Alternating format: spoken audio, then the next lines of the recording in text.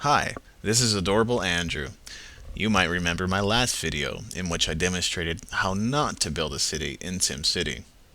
Now some of you might be saying you could have done a lot worse, and you would be right. I mean, just look at all the scenario cities. Scenarios are basically cities that have some sort of problem, whether it be crime, or traffic jams, or some kind of impending disaster. Basically, you have to solve the city's problem in order to beat the scenario, but these cities tend to have problems other than the ones identified. Most of them across the board have some kind of crime or traffic congestion issues, so it's your job to effectively rebuild the city. But we'll talk more about scenarios another time. I'm going to show you how to build a thriving, attractive city in this video.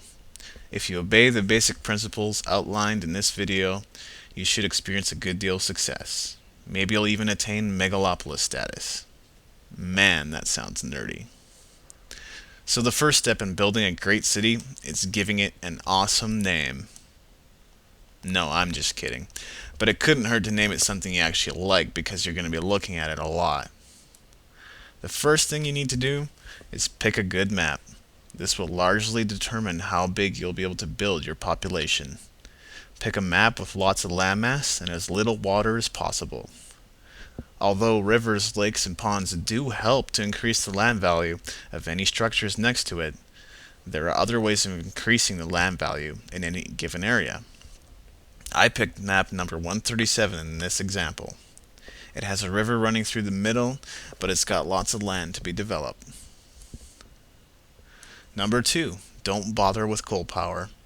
Build a nuclear power plant right off the bat because it produces more energy, and if you're planning on building a large city, you're going to need a whole bunch of these anyway.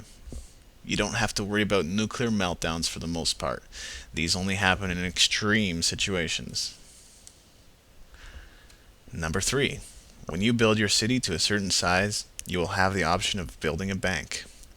The bank is nice because A, it will increase the land value of everything around it, and B, you'll be able to take out loans.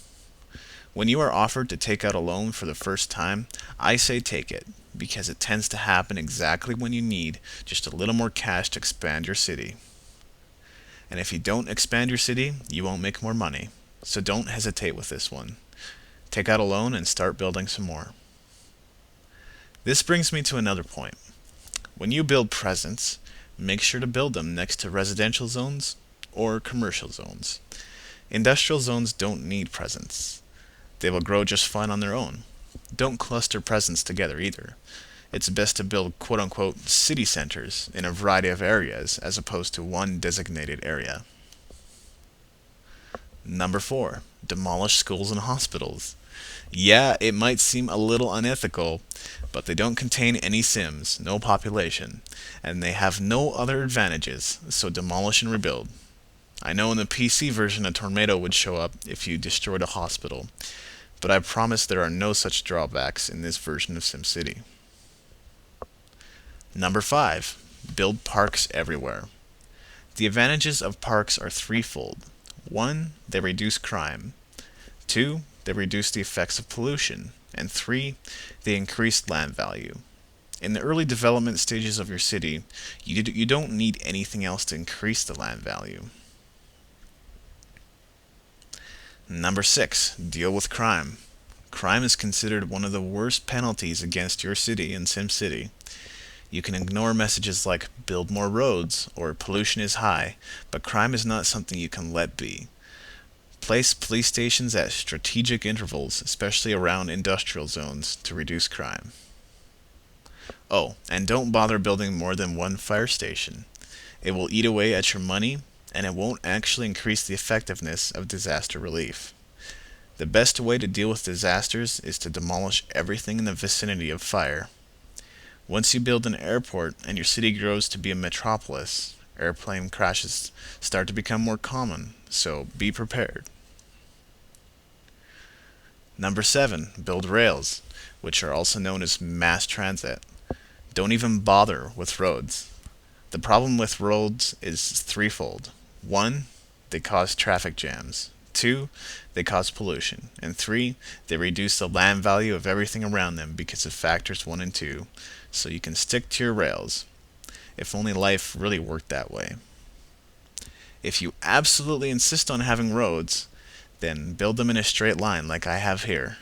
Any given zone will grow as long as it is exposed to transportation on one side. You never have to build transportation all the way around any given zone. Number 8, the 2-1-1 rule. For every 2 residential zones you build 1 commercial and 1 industrial zone. In the early development of your city, you may favor building residential and industrial zones over commercial zones, but keep a decent balance as much as possible. Once your city grows beyond a metropolis, you can ignore this rule to a degree, but the growth of your city will be much smoother if you keep to the 2-1-1 rule. Now this is what a healthy city is supposed to look like. Notice how most of the residential zones are yellowish white and the commercial zones are bluish white. If at any point the residential zones turn to a brownish color, that's an indication that they are too far from one of the city centers or workplaces. This is somewhat inevitable in the development of your city, but try to use parks and presence to your advantage to increase the land value in given areas. Another important factor is the layout of the city. Keep the industrial zones as far away as possible from commercial and most of all residential zones. The best idea is to build industrial zones at the edges or corners of the map. They cause a lot of pollution, but they are a necessary evil, so it's a good idea to keep their hazards to a minimum. Build parks around them to keep the pollution from reaching the commercial and residential zones. By the way, if I seem to know a little bit too much about this game, that's because I do. I loved this game as a kid and studied 3 different guides to learn as much as I could about it. Oh, and I still love this game. Regardless, I was able to build up to a megalopolis obeying these basic rules. I'm gonna go ahead and build my Mario statue. Yeah! I've been able to duplicate this feat many times over, so go ahead and give it a try. Let me know how you do. I'd be very interested to see what you can come up with. Until next time, I'm Adorable Andrew. Sayonara!